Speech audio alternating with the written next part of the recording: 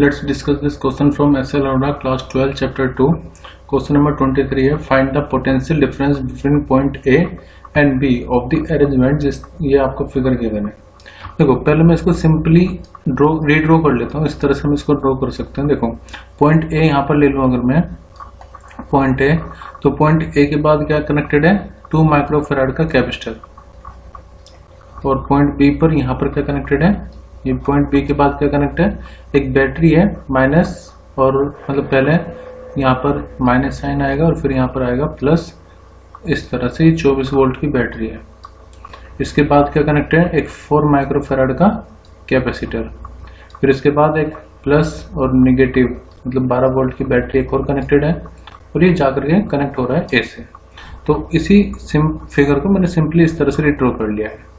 अब यहाँ पर देखा जाए तो हमें पॉइंट ए और पॉइंट बी के बीच में फाइंड करना है कि पोटेंशियल डिफरेंस कितना होगा. तो अगर मुझे पोटेंशियल ए और बी के बीच में पता करना है तो देखो ये एक रिलेशन है Q इक्वल टू CV, मतलब चार्ज बराबर कैपेसिटेंस इनटू पोटेंशियल डिफरेंस.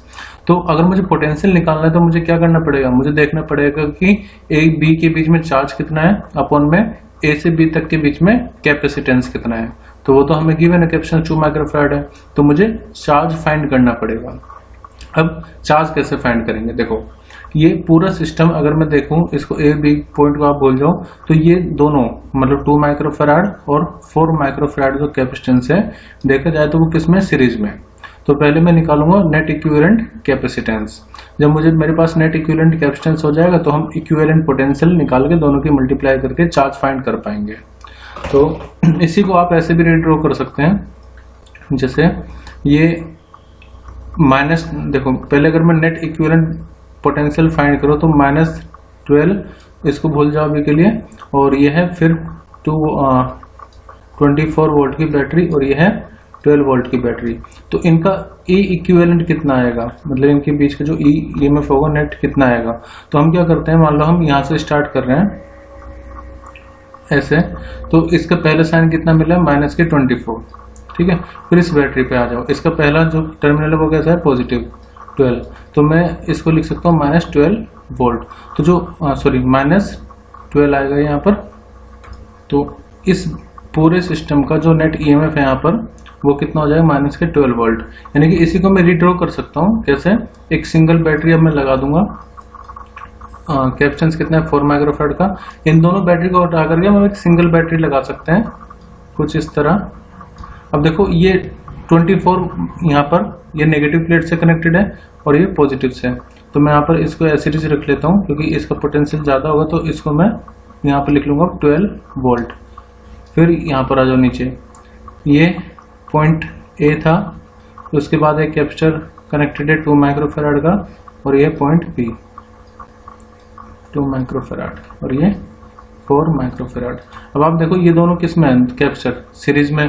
तो सीरीज के लिए जो फॉर्मूला होता है वो होता है 1/C इक्विवेलेंट, सीरीज के लिए 1/C1 प्लस 1/C2, या फिर आप इसको ऐसे भी लिख सकते हो C equivalent equal to C1C2 upon में C1 प्लस C2.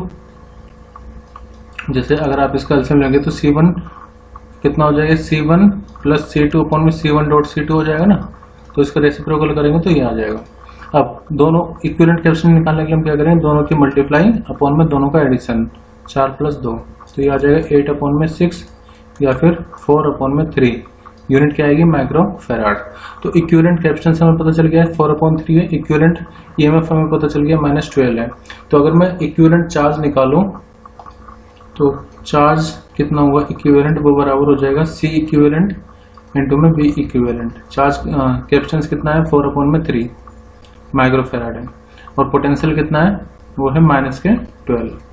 इसको भी मैं माइक्रो वोल्टेज भी लिख लूंगा. फिर हमें क्या निकालना है, पोटेंशियल निकालना है AB के बीच में. तो चार्ज AB के बीच में कितना है, देखो सीरीज में क्या होता है, चार्ज इक्वल होता है. जैसे अगर 2 रेजिस्टेंस सीरीज में कनेक्टेड है तो उनके क्रॉस करंट बराबर होता है, सेम होता है. ऐसे 4 और 2 के बीच में चार्ज सेम रहेगा. तो भले ही हमने इक्विवेलेंट चार्ज निकाला है, वही चार्ज इसमें भी रहेगा और वही चार्ज इसमें भी रहेगा. तो इसका मतलब Q इक्विवेलेंट कितना है हमारा 4/3 इंटू में -12, ये तो आगे चार्ज इक्विवेलेंट. अपॉन में क्या आएगा इसके 1 अपॉन, ये है ना यहाँ पर कैपेसिटेंस, कौन सा कैपेसिटेंस, ए और बी वाला.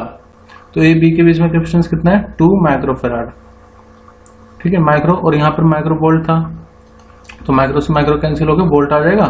और ये कितना हो गया देखो, मैं इसको लिख सकता हूँ 3 इंटू 2 6 आएगा, तो यहाँ पर आ जाएगा माइनस के 2, फिर 4 इंटू 2 कितना माइनस के 8, तो जो दोनों के बीच का पोटेंशियल डिफरेंस होगा इट विल बी -8 वोल्ट।